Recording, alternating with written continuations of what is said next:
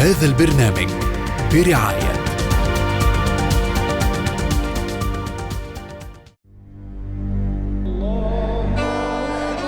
اللهم عليك بالرافضة وبالشيوعيين وباليهود والنصارى، اللهم عليك بالظالمين. مع تيار الصحوة الإخوة الدعاة الجدد دخلوا فكرة غريبة جدا وطفولية مدمرة في عقولنا جميعا، وهي فكرة الاستعلاء.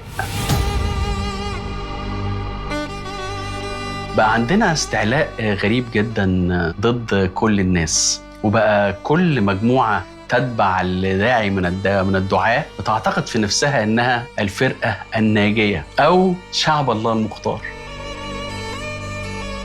بعد ما كنا دايما بننتقد فكرة شعب الله المختار، بقى عندنا مليون واحد كل واحد بيعتقد منهم انه شعب الله المختار او الفرقة الناجية. ومن المنطلق ده ومن هذا الاستعلاء بقى عنده رفض وشماتة ومحاولة ان هو يكون مش بس داعية صغير تابع للداعية الكبير، لكن كمان من الامر بالمعروف والنهي عن المنكر.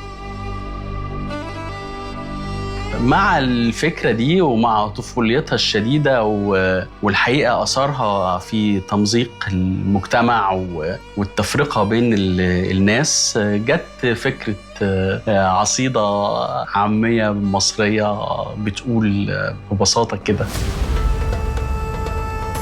تبقى ياباني ولا يوناني، صانع باني برضه حمار، وانت وابوك هتخشوا النار.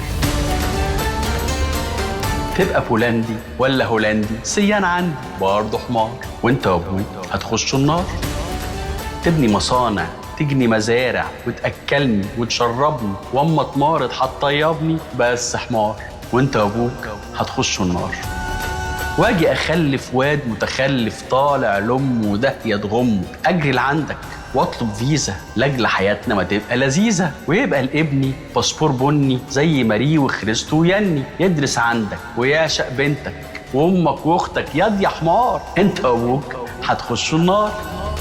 اما سعادتي وعمي وخالتي فإلى الجنه، علشان يهبل يا ابن الاهبل عم مهلل يوم الجمعه هرش العمه ودعا للامه، ولعن امك ياد يا حمار، انت وابوك هتخشوا النار.